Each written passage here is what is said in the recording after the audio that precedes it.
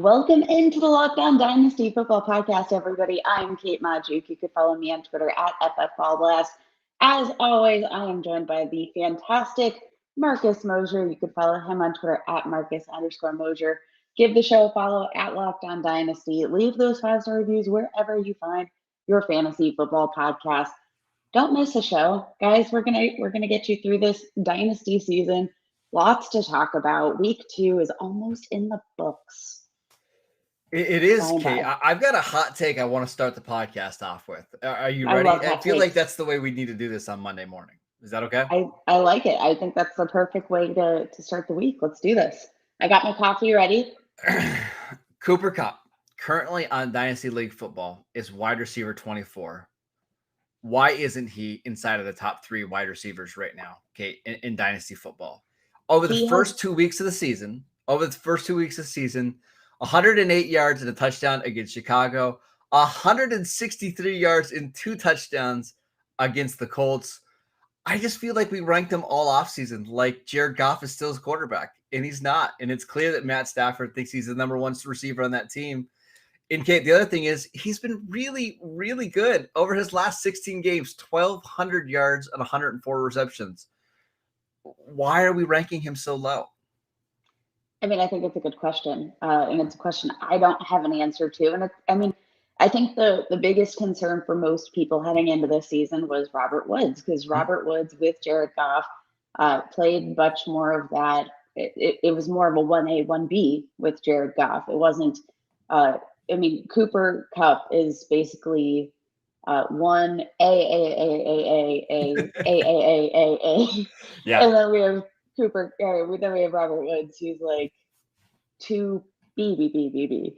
Right. Cooper Kupp, he's got a 38% target share through 2 weeks in the season, which, that's ridiculous. I can't imagine that is sustainable, but Marcus, he is the wide receiver 1 as we are about to approach. Obviously, we still have Monday Night Football, but through all of these games, he is the wide receiver 1 in fantasy football right now, and it's not hard to see why. And it's not going to be surprising if he finishes this year as the wide receiver 1, Kate, because it seems like he's locked into double-digit targets, and he's locked into a quarterback that's really good. And with that consistent production every single week, and if he's scoring touchdowns at this clip, which he won't because there's just no way that he can, it's just not going to be all that hard to believe that he's going to get, 110 receptions and 1,400 yards and maybe double-digit touchdowns. I just don't know why we ranked him so low all summer. That's probably a bad job by me and by us by not telling you to go out and get Cooper Kupp. But I just wanted to let people know Cooper Kupp, really, really good. Cooper Kupp, let's not forget, he is 1 season removed from a top 5 fantasy performance. He's good. We whiffed, all of us. Yeah. He's good. All right, Kate, let's get into some of the other news from the Sunday slate of action. We first should start with some negative news. Will Fuller, we are really excited to watch him play this week after serving his 1-game suspension. I believe he didn't practice, or he did practice on Wednesday, didn't practice on Thursday with a personal matter. And then head coach Brian Flores said he's not going to play. He's going to take some time away, and we're hoping that he comes back this season. Yikes. Yeah. Just absolutely devastating to people that held on to Will Fuller, for, Tua managers, because we thought that might unlock Tua a little bit. What are just your thoughts on Will Fuller here?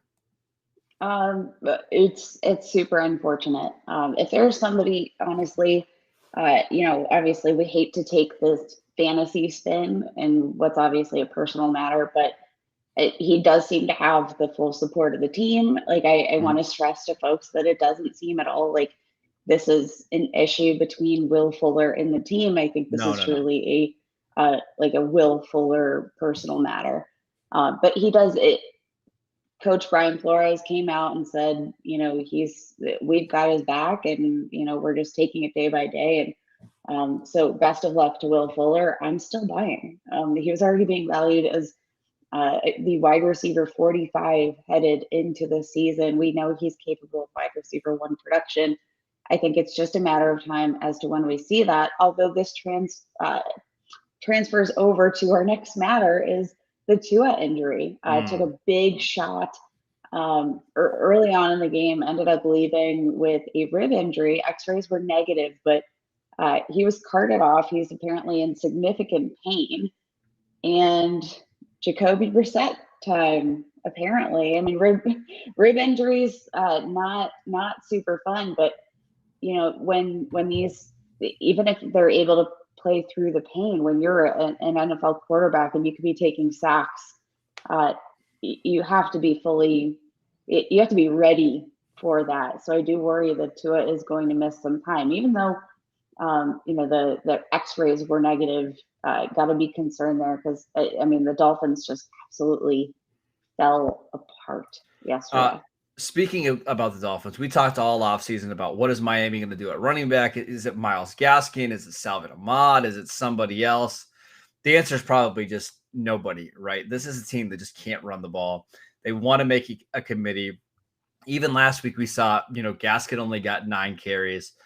This week, Gaskin was basically completely ineffective. He only had 25 rushing yards in this game.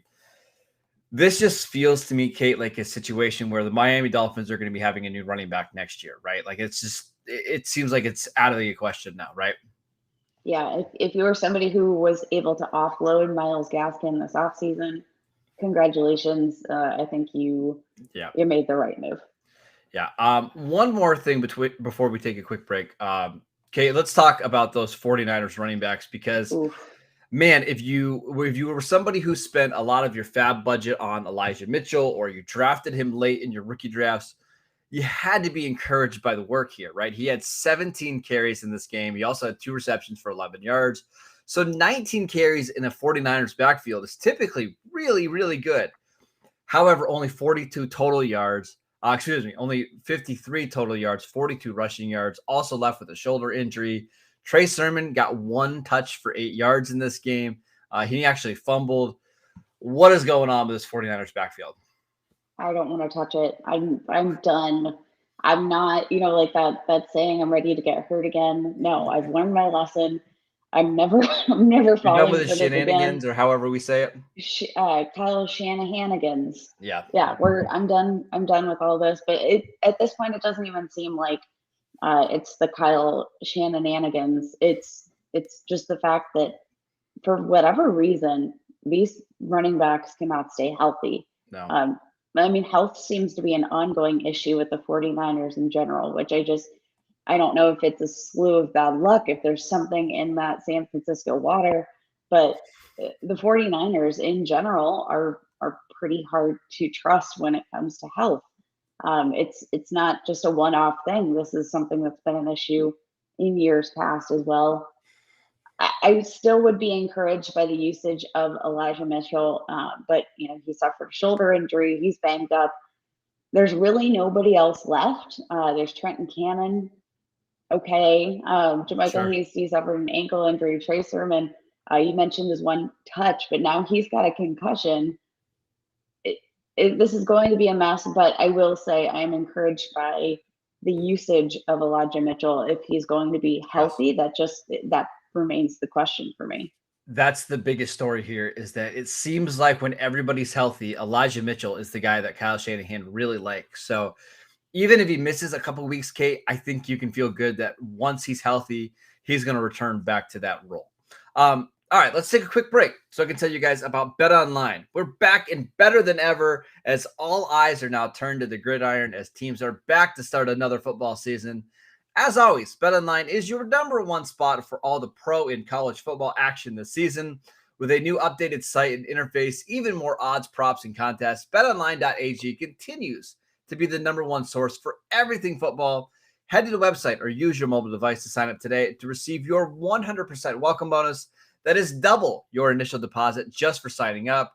Don't forget to use promo code NFL100. From football, basketball, boxing, right to your favorite Vegas casino games. Don't wait to take advantage of all these amazing offers available for the 2021 season. BetOnline is the fastest and the easiest way to bet on all of your favorite sports. All right, Kate, just a couple injury things I wanted to touch on just very, very quickly. Dalvin Cook got banged up twice in that game against the Cardinals. It sounds like he's okay, but that's something we're going to have to monitor. Amari Cooper got hit in the ribs, and he actually had a little bit of a okay game. Baker Mayfield has a shoulder injury. Andy Dalton has a knee injury. Anything else I'm missing? Not that I'm thinking. We covered Tua. We did get to see Justin Fields come in. Worth noting in terms of the Andy Dalton injury, didn't look fantastic, but I didn't look overwhelmed though either. Like it was fine. Yeah, just didn't have that. I think we all expected him to come on the field and immediately light things up, which he didn't. But can I also say that the Bears won a game yesterday against the Bengals where they had 83 passing yards? That's bonkers. That is absolutely bonkers. It's so Chicago Bears, though. That's exactly. I mean, that's just Bears football, right? The Bears are going to Bears. They're good. Exactly. All right, let's get to some other stuff, Kate. Let's talk about Hollywood Brown. This is somebody who a lot of people kind of wrote off going into the season. He was dealing with a lot of injuries. He pulled his hamstring early in camp. He was dealing with a hamstring injury this week, and he had a monster game on Sunday Night Football. 6 receptions for 113 yards and a touchdown. He also had 10 targets. Nobody else had more than 7. Hollywood Brown, is he back in our good graces? I actually think he is, and it doesn't just come down to the stat line for me. Watching him play in the game, he seems like a more mature version of the wide receiver that we saw last season.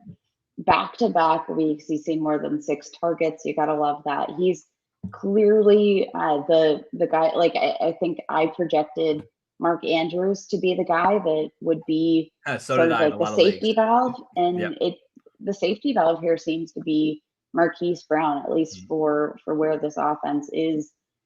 He looks great after the catch. I think that we have to consider him as a wide receiver too moving forward, and he's a guy that probably based on the target share alone, he's handling nearly 30% of his team's targets. Just based on his target share alone, I think he's worth a weekly flex moving forward. All right, Kate, we actually got a listener question. This comes from our friend Christopher on YouTube. He wants to know, Christian on YouTube. He says, I'm looking to move on from Saquon. I need a good running back target in dynasty formats. Who are your trade targets who have the star potential that Saquon has? First and foremost, Kate, I'm going to read you Saquon's stats over the last 16 games. He has total rushing yards in 16 games, 1,006 touchdowns. He's averaging 4 yards per carry. Now, where he makes up for it a little bit is in the receiving game, 492 yards and 2 touchdowns. But still, in the last 16 games, only 8 touchdowns, under 1,500 total yards. What type of players are you looking to move him for, considering he's been not great the first 2 weeks of the season? I think this is where I take the opportunity to try and buy low. So obviously, Najee Harris, where's my Najee jersey? I want to give Najee a shout out here because he has been on the field pretty consistently, played 100% of the team's offensive snaps last week in week 1. And then guess what? In week 2, yes, offensive line struggled. The offense didn't look good, and he still put up 18 fantasy points on the day. I like that kind of upside, but I like even more so those big splash plays we saw. The stiff arm of the century that's reminiscent of Derrick Henry, but I do think he's one of these guys that it could be a buy low candidate, especially just because he hasn't been overly the offense has been a bit underwhelming. Also worth noting that we didn't cover in the first segment, Deontay Johnson suffered a knee injury. Last play of the game, finally saw Najee get involved as a receiver a little bit, but he's one of these guys that I think has big time play potential that, hasn't really quite delivered to the hype that we've seen, and you might be able to target as a low buy. So I'm looking at Dynasty League football right now, Kate, and there was actually a very similar trade to what you just mentioned. It was Saquon Barkley and Laviska Shenault for Najee Harris and Tyler Lockett. I think if you can do that, if you're the Barkley owner, you do that all day, right? Yes, absolutely. But I don't know with what we've seen out of Tyler Lockett. I'm not sure how long how much longer you're going to see an offer like that on the table. No. Because Tyler Lockett, talk about blowing it out of the water. He is the wide receiver 2 in fantasy football right now. Incredible. All right. Let's continue to move on talking about some of these other guys that we have mentioned. Mike Williams, man, he looks good. And I know we get suckered into this Mike Williams thing every single year. And it's so Every frustrating, year. but he's healthy and he looks good. Mike Williams, what do you think, Kate? Yes. I don't want to say too much because I've been fooled before is all I'm going to say. See, I've been also fooled before, but I still think the argument stands. All of the reasons that we liked Mike Williams before, the big play potential, the size, the ability to come down with contested catches, all of that rings true. Now he's being more so peppered with targets. We're seeing him more heavily involved within the offense. We heard all offseason long that they intend to utilize Mike Williams in the Michael Thomas role, and that's coming to fruition. Michael, I keep wanting to call him Michael Thomas. Holy crap. Mike Williams. Yep. Mike Williams. Yeah, see, that's how much these two are like transposed for me. I mean, back-to-back weeks with 10 plus targets, touchdowns in each of the last 2 games, and the Chargers, the week 2 was a disaster against the Cowboys. Just penalties all over the place. I think you have to be very encouraged by the usage because, I mean, the issue before with Mike Williams, and I think what made him such a volatile prospect is that you didn't have the volume there to sustain, if there were some bad games in between. But with, 12 targets, 10 targets a game, that gives you a much safer floor for me that I think was most people's issue with Mike Williams in the first place. He looks fantastic. Yeah, so I'm just going to read his last couple games in terms of targets, Kate. So this is in 2000, starting back in December of 2020, 9 targets against the Patriots, 2 targets against the Raiders. He got hurt in that game. 10 targets against the Broncos, 7 against the Chiefs, 12 against Washington, and 10 against Dallas. Like, if he's averaging 8 to 9 targets a game with Justin Herbert as his quarterback, he's absolutely going to have wide receiver 3 value at the very, very least. I think that's being way too low, too low for me. I'm gonna consider him a wide receiver 2 with wide receiver 1 upside on a weekly basis. There you go. Kate is back into the Mike Williams hype train. It's fine. I can't disagree with it. Yeah, can't disagree with it at all. One more break, Kate, just to tell you guys about DirecTV. DirecTV Stream brings you live TV and on-demand favorites together like never before, which means you can watch your favorite sports, movies, and shows all in one place. And the best part, there's no annual contract. So stop waiting and get your TV together with DirecTV Stream.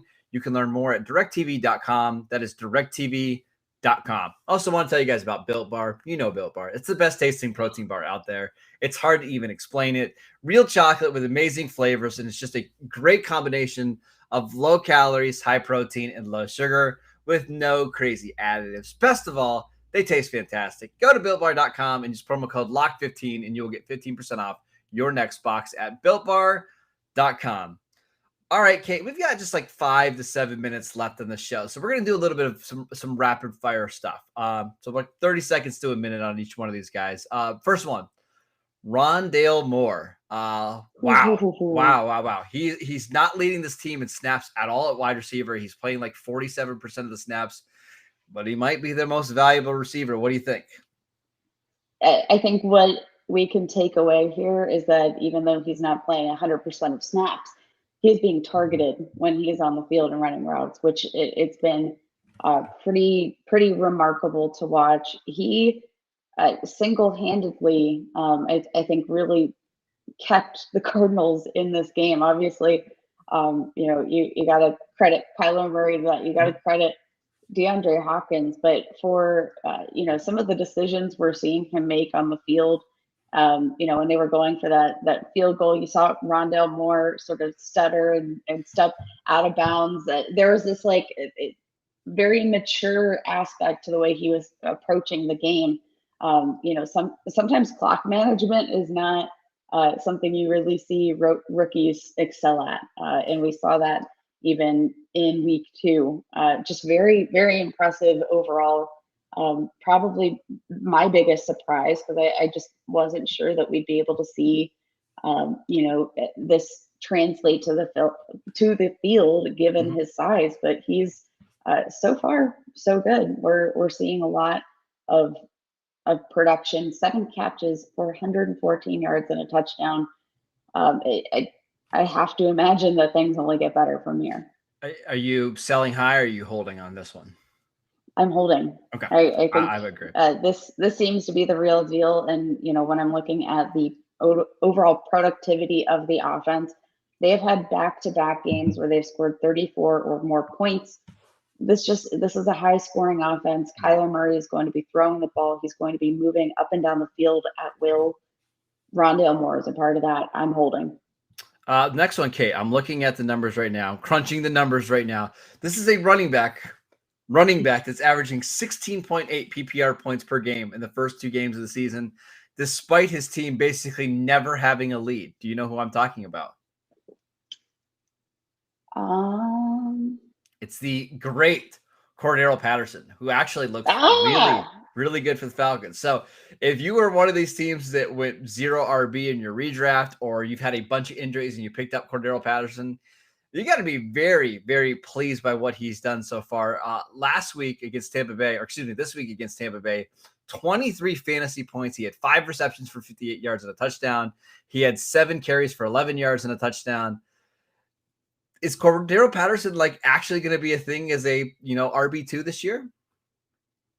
I think, in general, I want to say I don't really want a ton to do with the Falcons in general, especially their run game. But I will be honest that, through week 1 and week 2, he has looked like the better running back than Mike Davis. Mike Davis has not looked good, to say the least.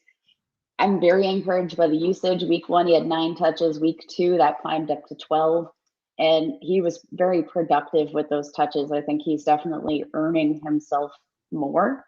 Cordarrelle Patterson is a guy that is still available on waivers in plenty of leagues. Obviously not as many Dynasty leagues, but still, there are some Dynasty leagues where he might be available on waivers. So please go double check your waivers, because this could be a guy that, we'll call him a what the heck flex pretty much every week, because we've seen potential to score touchdowns, and we know he's the better running back at this point. And you gotta love, there are some leagues where he still has that dual eligibility, so you can slot him in at wide receiver or running back. That is huge. That's so fantastic for fantasy. Finally returning value on our 2013 rookie first round picks. If you were like me a long time ago. A couple other things. Speaking of RB2s, Kate, are you concerned about Ezekiel Elliott, as he is the RB2 for the Dallas Cowboys? I am getting a little concerned, yes, because it comes down to seeing these guys play back-to-back touches and seeing one of them look more spry than the other. I think Zeke looked good, though. That's honestly my takeaway. Zeke looked good. I think that's the best Zeke has run in a long time. The problem is, Kate, does Tony Pollard look better? That's exactly what it is. Pollard's just better right now. And there's a certain part of Zeke's game where, if you need him to run between the tackles and get 5 yards on, 1st and 10, he can do that. If you need him to be the short yardage back, he can do that. But Tony Pollard's the guy that I'm looking to for explosion plays. It's basically like the old Latavius Murray, Alvin Kamara thing with the Saints, right? Murray can do this, but you want to get the ball to Kamara as many times as possible, right? That's exactly what Pollard looks like right now. Is this the hot take of the podcast? I know we started off, with a spicy Cooper Kupp, but maybe this is the hottest take. Is Tony Pollard the new Alvin Kamara, and Ezekiel Elliott is good old Latavius Murray? I don't know. Okay, this is the first time, basically in the Tony Pollard Zeke era, where the Cowboys kind of finally got to a 50-50 split, where there was entire drives where they're just like, you know what, we're sticking with Pollard. He's running so well. It was his first time ever in his career. It was the first time over the last 3 years he's had more than 12 touches in a game. he looks He really, looked really good. good. And I don't know how you put that back in the bag if you're Kellen Moore and the Cowboys offense. Like, you see Pollard just gashing teams for 8 yards a carry. How do you say, nope, we're going back to Zeke next week? 140 scrimmage yards on 16 touches and a touchdown. It It's felt very hard to easy. ignore. But I mean, maybe this is actually going to be a good thing for Zeke. Like you I think said, so. I think maybe taking off the full load of work, maybe not having him, carry the ball 25 times a game is going to be, something that overall helps his efficiency and uh, helps him to maintain that health that you need and is Mhm. harder to have as running backs age in this league. One more thing before we head out. Clyde Edwards-Helaire. This one's tough. So outside of the fumble, which was obviously rough, 13 carries for 46 yards, averaging 3.5 yards per carry, did not register a target for the Chiefs last night. Currently on Dynasty League football, he is, I'm looking at it now, RB13. Just kind of your gut reaction right now, where would you rank him? So my gut, I'm a bit concerned. I think you have to be concerned because I mean this is a team that again has been scoring a lot of points, 33 points in week 1, 35 points in week 2, but Clyde Edwards-Helaire has had 0 of those points. We saw Darrell Williams get the touchdown. This is an offense that has so many different offensive weapons, and they're not afraid to interchange them. But I will say, I don't want to completely overreact because I do think that watching Clyde Edwards-Helaire, I've been more impressed with his play than you would ever guess by the stat line. He had some really nice looking runs. He had some really nice decisions that he made. I like what I'm seeing, but the usage is very hard to ignore, and I'll register my concern 6 out of 10. So, Kate, in his last 9 games, he's averaging 3.83 yards per carry and only 2.9 targets per game. For a player that we thought Ooh. was going to be this super efficient guy that was getting a ton of targets out of the backfield, it's not been great at all. So this is something, if you're a Clyde Edwards-Helaire believer, maybe you go out and you try to make a trade this week when his value is going to be at, I don't know what, Kate, at an all-time low right now. But I've got to admit, I'm really concerned that the Chiefs might just say, hey, you know what? You're not ready to be a full-time back. Let's scale back your run game work. Let's make you a part-time player because this just isn't working. That's my fear. I think that's very, very reasonable. Unfortunately, we definitely have to be concerned at this point. It's frustrating. It's frustrating. All right, that is it for today's show. Thank you guys for tuning in. As always, you can download and subscribe to the show on Apple Podcasts, Google Play, wherever you get your podcasts. Follow the show on Twitter at Locked On Dynasty. We launched our YouTube page. A lot of you are watching this right now. Go check that out, Locked On Dynasty Football. You can follow Kate at FF Ball Blast, and I'm at Marcus_.